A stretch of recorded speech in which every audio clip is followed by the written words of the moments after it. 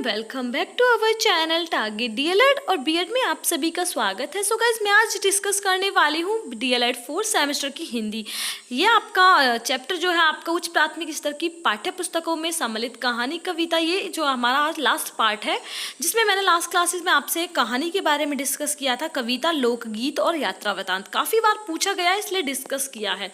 सो आज डिस्कस करने वाली हूँ मेनली एकांकी क्या होती है और नाटक के बारे में। वीडियो यूजफुल हो तो लाइक कर देना, शेयर कर देना और चैनल को सब्सक्राइब कर देना। फर्स्ट, एकांकी। एकांकी एक अंक का वह दृश्य काव्य है जिसमें एक कथा का एवं एक उद्देश्य को कुछ पात्रों के माध्यम से प्रस्तुत किया जाता है। यानी कि यहाँ पर बोला गया है कि एक कथा हो जिसका उद्देश्य यानी कि कुछ ही पात्र यानी कि कुछ ही कैरेक्टर्स पर हम मेनली जो उन्हें प्रेजेंट करते हैं उसको हम बोलते हैं एकांकी। एकांकी को नाटक का ही एक स्वरूप माना जाता है। इसमें नाटक के संपूर्ण तत्व तो होते ही हैं, साथ ही रचना, विधान तथा अन्य तत्वों में से कुछ ऐसी विशेषताएं भी होती हैं जिनके कारण साहित्य शास्त्रियों ने एकांकी को साहित्य की एक सर्वथा स्वतंत्र विद्या मान लिया है। एकांकी साधारणतः का नाटक के उस स्वरूप को कहते हैं जिसमें केवल एक ही अंक में संपूर्ण नाटक समाप्त हो जाता है। इसमें क्या बोला गया है?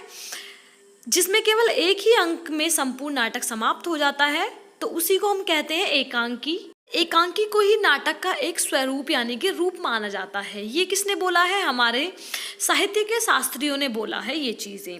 यहाँ आपका एकांकी के बारे में बता दिया मैंने आपको। देखिए, डॉक्टर सत्येंद्र ने भारतेंदु कृत विषशय विषमोषधम, अंधेरे नगरी, भारत दुर्दशा, वेदिकी हिंसा, हिंसा ना भारती को हिंदी का प्रथम एकांकी माना है। एग्जाम में भी आ सकता है कि प्रथम एकांकी का नाम बताइए या किसके द्वारा प्रस्तुत की गई, तो आपको ये बताना है। सेकंड देखिए, डॉक्टर नागेंद्र ने जयशंकर प्रसाद के एक घूट को हिंदी का पहला आधुनिक एकांकी माना है। श्री रामनाथ सुमन ने चारू मित्रा की भूमिका में डॉक्टर राजकुमार वर्मा को हिंदी एकांकी का जन्मदाता माना है। डॉक्टर हरिश्चंद्र वर्मा कहते हैं कि हिंदी में एकांकी परंपरा को विकसित करने का श्रेय डॉक्टर राजकुमार वर्मा को दिया जाना चाहिए। ये सारे इन सब के प्रस्तुत किए गए कुछ विचार हैं, ये आपसे एग्जाम में पूछे जा सकते हैं घुमा फिरा कर, तो आप लोग इन्हें भी समझ लीजिए। यहाँ पर देखिए, जयशंकर प्रसाद का प्रसिद्ध एकांकी एक घूट जो तकनीकी दृष्टि से सर्वश्रेष्ठ एकांकी मानी जाती है। एग्जाम में अगर आपसे जाना जाता है कि एकांकी सर्वश्रेष्ठ एकांकी किसको माना जाता है या किसके द्वारा प्रस्तुत की गई है, तो आपको एक घूट को देना है। और इसके राइटर कौन है? जयशंकर प्रसाद जी, जो कि प्रसिद्ध एकांकी के वो हैं, क्या बोल जाते हैं, जन्मदाता माने जाते हैं। आपको इतना कुछ बताने की जरूरत नहीं है, मैंने एकांकी में आपको डिस्कस कर दिया। यहाँ पर देख लेते हैं नाटक और एकांकी में अंतर क्या क्या है, जिससे कि आप लोग को जो भी डाउट है वो क्लियर हो जाए। नाटक के बारे में, नाटक में अनेक अंक होते हैं, ठीक है, लेकिन एकांकी में एक अंक होता है। यानी कि नाटक में बहुत सारे अंक होते हैं और आपके एकांकी में सिर्फ एक। नाटक में मुख्य कथा के साथ साथ अन्य गौण कथाएं भी जुड़ी रहती है। एकांकी में केवल एक कथा ही रहती है। देखिए, यहाँ पर आपके नाटक में एक कथा के साथ दूसरी चीजें भी जोड़ी जा सकती है, लेकिन एकांकी में सिर्फ एक ही कथा पर काम कर सकते हैं, इसलिए उसे एकांकी कहा जाता है। नाटक दृश्य काव्य का एक विस्तृत रूप है, एकांकी दृश्य काव्य का लघु रूप है। क्या है? नाटक दृश्य काव्य का एक विस्तृत, ठीक है, और एकांकी दृश्य काव्य का लघु रूप है। यह भी आपसे पूछा जा सकता है। यहाँ आपका नाटक एकांकी भी क्लियर होता है। यहाँ पर काफी चीजें हैं जो आपसे एग्जाम्स में पूछी जा सकती हैं। उच्च प्राथमिक स्तर पे यूज कहानी, कविता, एकांकी, लोक कथा, निबंध, पत्र लेखन।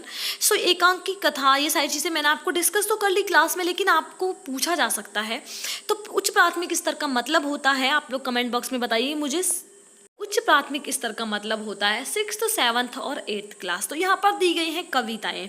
6th क्लास में कौन सी कविताएं हैं वो देख लेते हैं। चिरमहान पंत, नीति के दोहे और भक्ति, मीरा, माँ कहे एक कहानी, मैथिली शरण गुप्त, समर्पण, राम अवतार त्यागी, समर्पण, ठीक है, राम अवतार त्यागी, खग उड़ते रहना, ओ नीरज, बादल चले गए वे, त्रिलोचन के अनुसार, प्राणी वही प्राणी है, भवानी प्रसाद मिश्र। ये तो थी आपकी 6th क्लास में। 7th क्लास में देख लेते हैं थोड़ा। जागो जीवन के प्रभात, जयशंकर प्रसाद, भिक्षुक, सूर्यकांत त्रिपाठी, निज भाषा उन्नति, भारतेंदु हरिश्चंद्र। 8th क्लास में देख लीजिए आप लोग। वीणा, वादिनी, वरदे, निराला के अनुसार, बिटिया के लिए सर्वेश्वर, दयाल सक्सेना, नीति और भक्ति पद, बिहारी के अनुसार, और धानों के गीत केदारनाथ सिंह के अनुसार। ये सारी चीजें आप लोग एक बार देख लीजिए क्योंकि एग्जाम में काफी बार पूछी गई हैं। ये तो थी आपकी कहानी। अब देख लीजिए आप निबंध। निबंध क्या क्या है? निबंध है आप भले तो जग भला, किसके अनुसार? श्री मन्ना नारायण के अनुसार। लोकगीत डॉक्टर भगवत शरण उपाध्याय के अनुसार। क्लास 6 में है ये। 7th में देख लीजिए सतसाहस गणेश शंकर विद्यार्थी के। नेक्स्ट है आपका क्या निराश हुआ आए हजारी प्रसाद द्विवेदी जी के अनुसार। ये थे 6th 7th में। 8th के देख लीजिए सच्ची वीरता सरदार पूर्ण सिंह के अनुसार। आत्मनिर्भरता रामचंद्र शुक्ल के अनुसार। लीक वही नहीं वियोगी हरि के अनुसार। कहानी देख लीजिए कौन कौन सी कहानी है आपकी। 6th क्लास में आपका छोटा जादूगर, क्यों क्यों लड़की, हार की जीत, ईदगाह, साप्ताहिक धमाका और छिपा रहस्य। ये थे 6th 7th में देख लीजिए राम धर्म, सांप मुक्ति और भविष्य का भय। 8th में देख लीजिए काकी, अपराजिता, दुख का अधिकार।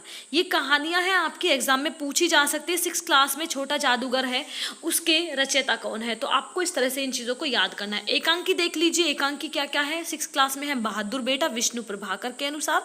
7th में है कर्तव्य पालन राम नरेश त्रिपाठी के अनुसार।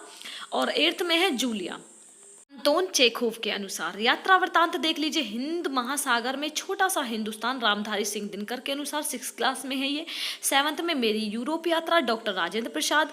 अमरकंटक से डिडोरी तक अमृत लाल बेगड़ के अनुसार 8th क्लास में है। आत्मकथा देख लीजिए। आत्मकथा 6th क्लास में नहीं है। 7th में है मैं कवि कैसे बना गोपाल दास व्यास। मेरी माँ राम प्रसाद बिस्मिल के अनुसार। 8th क्लास में है। 6th क्लास में है ही नहीं। पत्र देख लीजिए। अमर शहीद भगत सिंह के पत्र, ठीक है। 7th क्लास में नहीं है। 8th क्लास में एक स्त्री का पत्र रविंद्रनाथ, ठीक है। ये सारी चीज़ें आपसे ज़रूर जानकारी ली जा सकती है एग्जाम में मैंने काफ़ी चेक करा है आपका। तो आप लोग के लिए अगर वीडियो यूजफुल है तो ज़रूर लाइक करना, शेयर करना और चैनल को सब्सक्राइब कर देना। यही आपका ये चैप्टर समाप्त होता है। नेक्स्ट क्लास में डिस्कस करूंगी आपसे next topic. Thank you for watching guys.